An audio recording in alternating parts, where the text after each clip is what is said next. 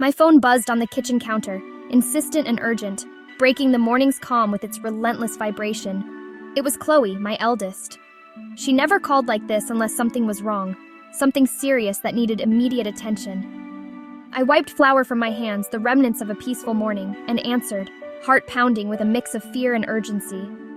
Chloe's voice was shaky. "Mom, it's them! Grandma and Granddad, they're here, at the market." Her words were laced with fear and disbelief. In the background, I heard shouting. My ex-in-laws, the people we'd fought so hard to keep away, their voices rising above the market's usual hum. They weren't supposed to be near my girls. Not after the court order, a legal barrier meant to protect us from their unpredictable wrath. I forced my voice steady.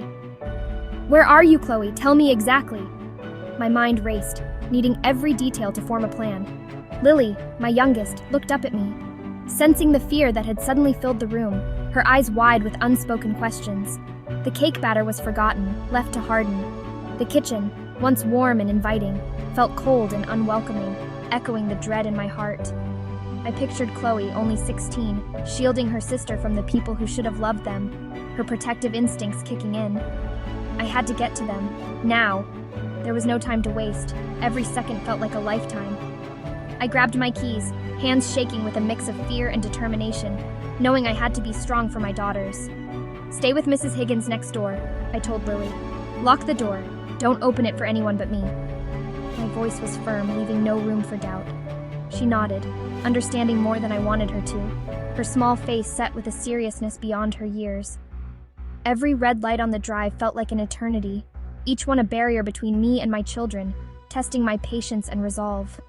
My mind raced, my daughters cornered and alone, facing cruelty instead of love. I couldn't let them face this alone. I gripped the wheel, desperate to reach them, my knuckles white with the force of my grip, willing the car to go faster.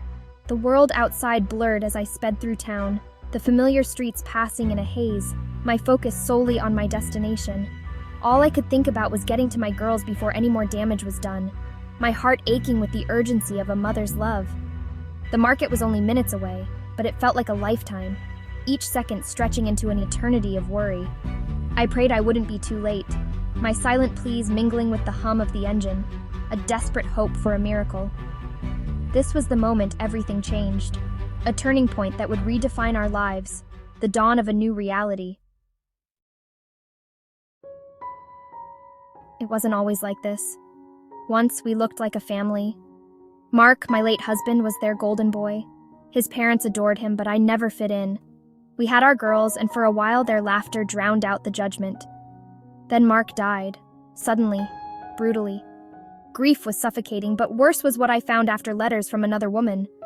Mark had a secret family, 2 little boys, now fatherless too. My in-laws' grief turned to rage. They blamed me for everything. They denied the other children, refused to accept the truth. We lost our home to Mark's debts, moved across town, tried to rebuild. I had to protect my girls from sorrow, betrayal, and the grandparents who now spat poison.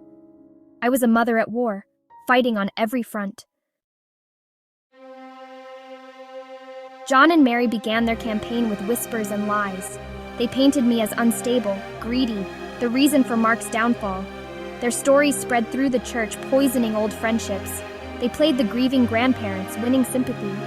The church became their stage, their public piety a mask for private cruelty. My daughters were caught in the crossfire. Chloe saw through it, but Lily just felt the loss. Friends looked at us with suspicion or pity. "Why don't Grandma and Granddad love us anymore, Mummy?" Lily would ask, breaking my heart.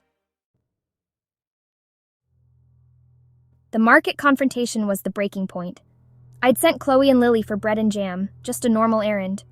John and Mary cornered them by the fruit stall, making a scene for all to see.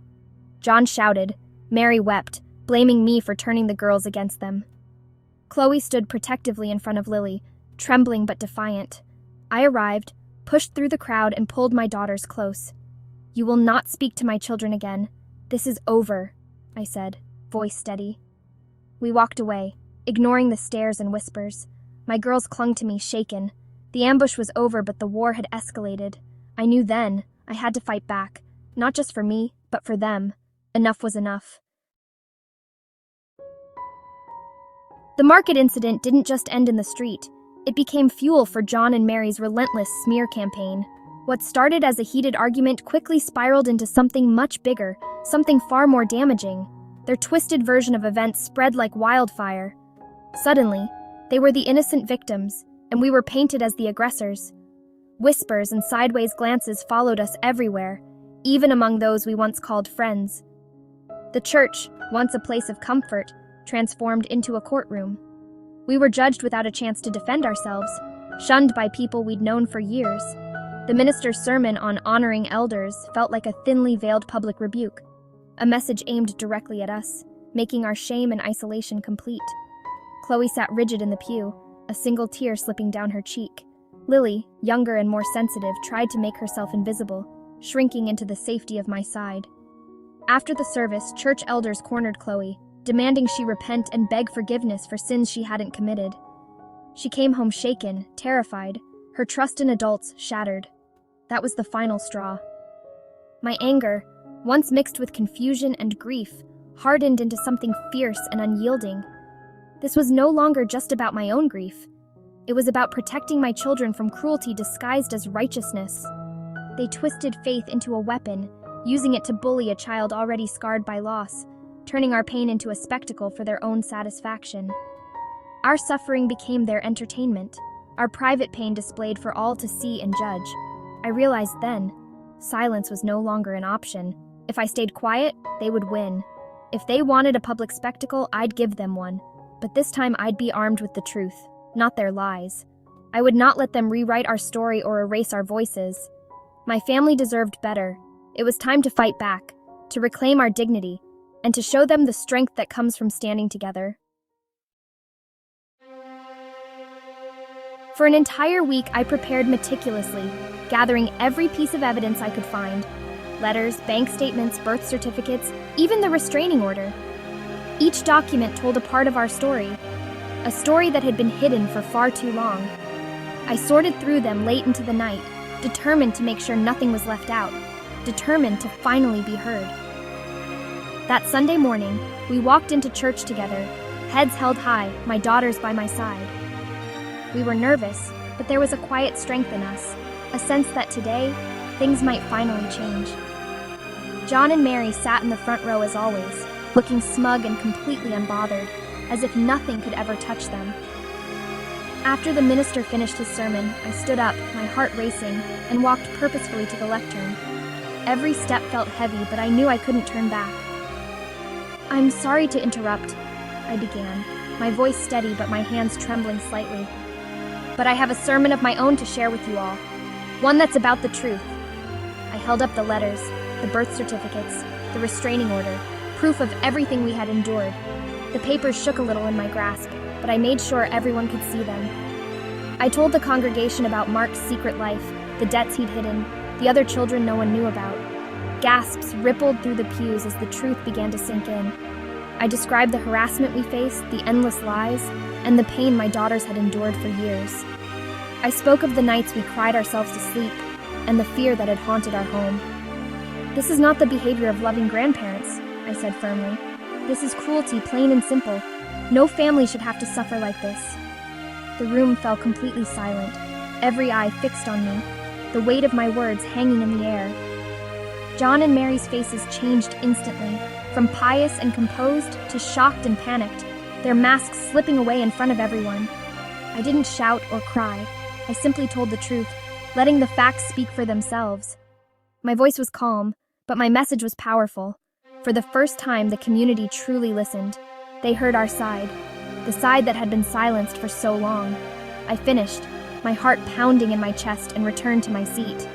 I was exhausted, but I felt a sense of relief. The masks had finally fallen. The truth was finally out, shining through the room like sunlight through the stained glass, impossible to ignore any longer.